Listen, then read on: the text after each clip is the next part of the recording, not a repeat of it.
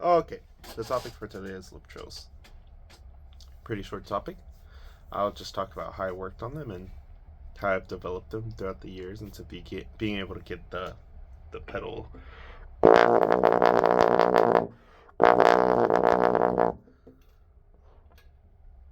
It's not there all the time, but regardless, it's something I've worked on. So the two or maybe three main points I have for lip trills is it's mostly jaw. Don't try to do anything crazy here. Like, yeah, just keep air steady. Like, keep your air steady, but don't over, don't hyper focus on what you're trying to do. Just let it become natural, and you let it become natural by the exercises that I'm about to show you. So a lot of people, when they're practicing trills, they think, oh, well, higher is easier because the partials are closer, so they start on the high F.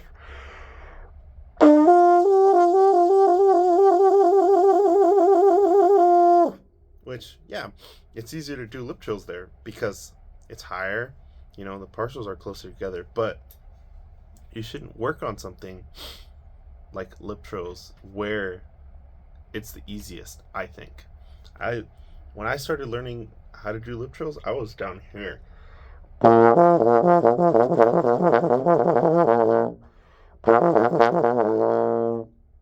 Just doing the perfect fifth. I never really got to the octave when I was learning how to do lip trills. That's something I recently discovered, but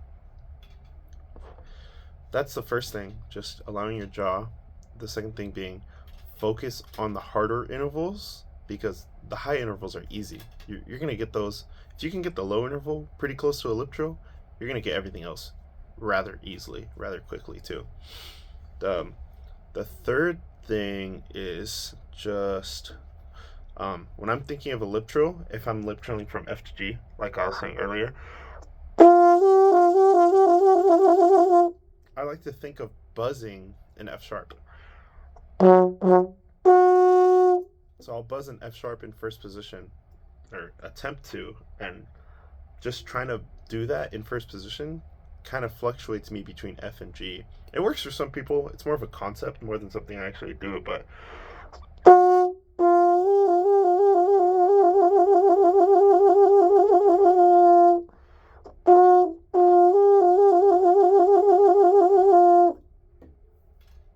so those are the three main things. I'll take you through some of the basic exercises I did, starting with just a basic lip slur.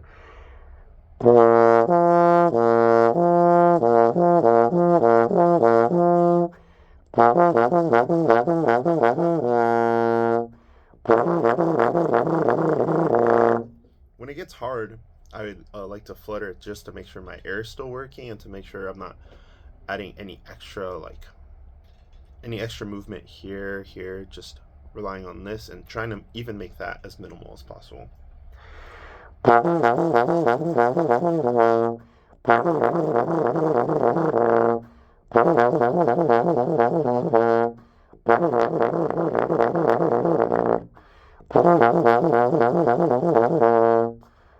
Then, oh, you should always have a metronome on. I don't because I just forgot to grab one. But have a metronome on. Have a speed that you can do at least 16th notes at, lip slurring, and then just keep going down. Same process.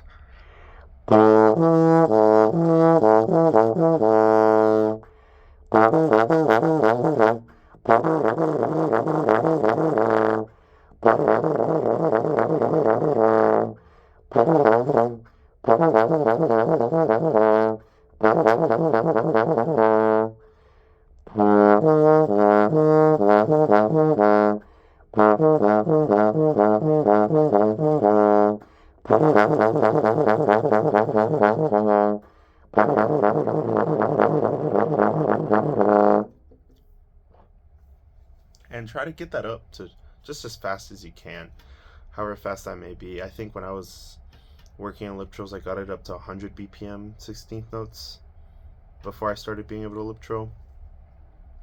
And if you can get that at 100 BPM, then just lip trills in the high register. It's just so easy because you know how to use your air, you know what the lips and jaw, what your face is doing. You don't need to rely on the intervals being close. Just helps overall open up your sound. That's just lip trills out of context, just.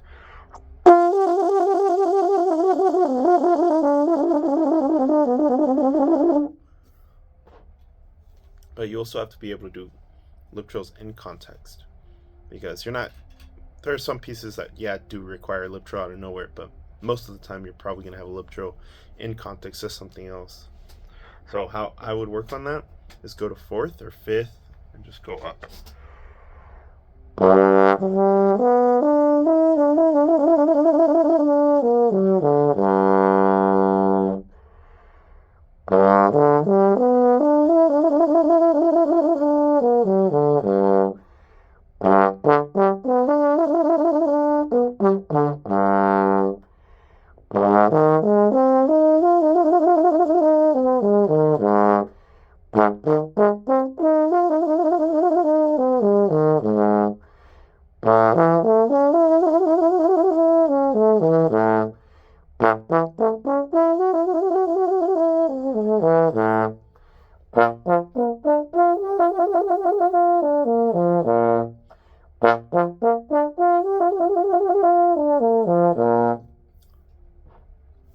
The reason you do that exercise tongued and also slurred is because you never know what the context in the music will require you to do before lip drill. Could require you to pull it out of nowhere, could require you to tongue up to it, could require you to slur up to it, and even come down. So you could do lip trills coming down.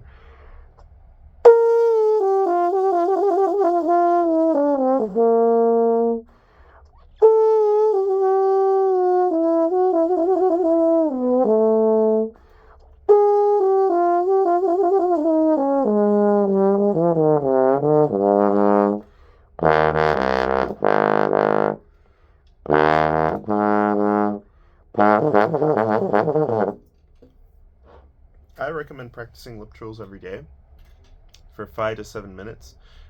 Your face will get really tired when you're doing lip trills, when you're working on them, and even when you get really advanced at them, they still get tired if you do them for an extended amount of time. But listen to your body. If your body is in pain when doing lip trills, maybe you're doing something wrong, or maybe you're just too exhausted, so take a time away. But make sure you're just hitting these more than once a week. I feel like a lot of people are just like, with a lot of things, people just hit it once a week and they're just like, oh, I did my work for the week, I'm done with that. No, hit it every day. It'd be better and more beneficial to you as a musician to hit what you need to work on every single day than to, like, for 5 minutes every single day, than to be like, oh, Saturday I'm gonna hit it for like 2 hours. Because for one, mentally, your brain is gonna check out.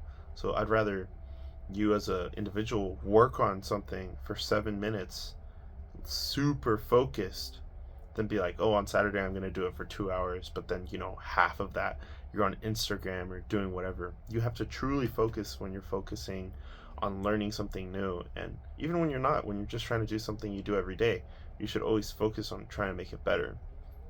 So,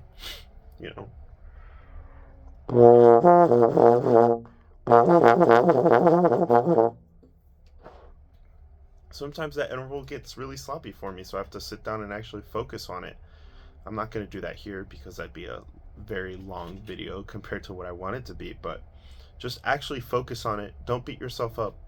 Allow yourself to struggle when it comes to these things, because we're all going to struggle when learning something new.